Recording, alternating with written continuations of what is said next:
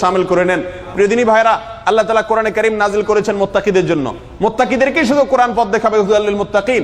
আল্লাহ তাআলা বলেছেন ওয়াল আকিবাতুল তাকওয়া, তাকওয়ারই শুভ পরিণতি, একমাত্র শেষ পরিণতি ভালো হবে যার ভিতরে তাকওয়া আছে তার। আল্লাহ তাআলা বলেছেন ওয়াল আকিবাতুল লিল মুত্তাকিন, যারা মুত্তাকি তাদের জন্যই হলো শুভ পরিণাম বা শেষ পরিণতি ভালো হবে, শেষ হাসি হাসবে ওই সমস্ত লোকেরা যারা মুত্তাকি। আল্লাহ তাআলা বলেছেন জান্নাত সম্পর্কে উইদ্দাত লিল মুত্তাকিন, মুত্তাকিদের জন্যই একমাত্র জান্নাত তৈরি করা হয়েছে। প্রিয় দিনী ভাইরা, এই একটা টাইটেল মুত্তাকি, এটা বহুত বড় টাইটেল ভাই। আমরা সবাই হয়তো মুসলমান, আমরা সবাই হয়তো ইমানদার দাবি করি, আমরা সবাই হয়তো রোজাদার, আমরা সবাই হয়তো নামাজি, কিন্তু আমরা সবাই মুত্তাকি না ভাই। মুত্তাকি কাকে বলে? মুত্তাকি হলো ওই ব্যক্তি যে ব্যক্তি তার জীবনে চলতে গেলে হারাম, আল্লাহ এবং তার রাসূল সাল্লাল্লাহু আলাইহি সাল্লামের নিষিদ্ধ কোনো বস্তু থেকে বেঁচে থাকে, তাকে বলে মুত্তাকি। বেঁচে থাকার চেষ্টা করে, পরিপূর্ণ বেঁচে যদি নাও থাকতে পারে, অন্তত বাজ বিচার করে চলে কোনটা আল্লাহর নিষিদ্ধ বস্তু, কোনটা অনুমোদিত, এইটুকুকে বাইসা বাইসা চলে যে ব্যক্তি, এই বেছে বেছে চলা ব্যক্তিটাকে বলা হয় মুত্তাকি ভাই।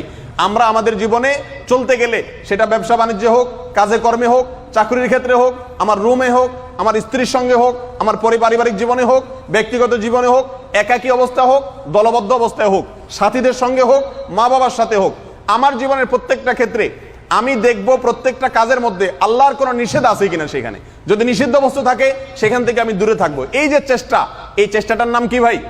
তাকওয়া। এই চেষ্টা করাটার নাম কি? তাকওয়া। আর যারা এই চেষ্টাটা করে তাদেরকে বলা হয় কি? মুত্তাকি। বহু মানুষ নামাজ পড়ে, বহু মানুষ রোজা রাখে, কিন্তু হারাম থেকে বাইসা চলে না ভাই, হারাম থেকে বাইসা চলে না। যারা হারামকে বেছে বেছে চলতে পারে তাদেরকে বলা হয় মুত্তাকি। এই জন্যই হযরতে খলিফাতুল মুসলিমিন ওমর রাদিয়াল্লাহু তাআলা আনহু সিনিয়র সাহাবী কে জিজ্ঞাসা করেছিলেন যে তাকওয়া কাকে বলে। তিনি বলেছেন, আপনি এমন কোন এলাকা দিয়ে চলেছেন যেখানে গাছগুলা সব আমাদের দেশে মান্দার গাছের মতো কাঁটা আলা গাছ, ওই গাছের নিচে বহু কাঁটা পড়ে আছে। এরকম গাছ যদি থাকে, সে এলাকার এক পাশ থেকে যদি আরেক পাশে মানুষ যেতে চায়, তাহলে কি করতে হয়?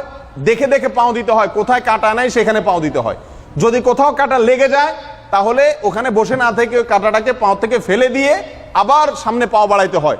যে জায়গাটাতে কাঁটা নাই দেখা যাচ্ছে ওখানে পাও দিয়ে দিয়ে দিয়ে দিয়ে জায়গাটা পার হয়ে যেতে হয়। গোটা জীবনটা, গোটা দুনিয়াতে আল্লাহ তাআলা আমাদের 30, 40, 50, 60, 70 বছরের জীবন, যার যতটুকু হায়াত আছে, এর ভিতরে আল্লাহ তাআলা দুনিয়াতে অসংখ্য কাঁটা বিছিয়ে রাখছেন।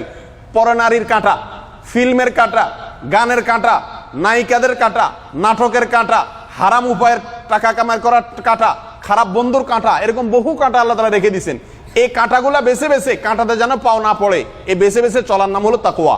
যদি কেউ কোনোভাবে ওই কাঁটা তার গায়ে লেগে যায়, যদি সে হারাম করেই ফেলে, সঙ্গে সঙ্গে ওই কাঁটাকে খুলে ফেলে দিবে, অর্থাৎ তওবা করে মাপ চেয়ে আল্লাহর কাছে নতুন ভাবে জীবনকে চালাবে। এর নাম হলো তাকওয়া।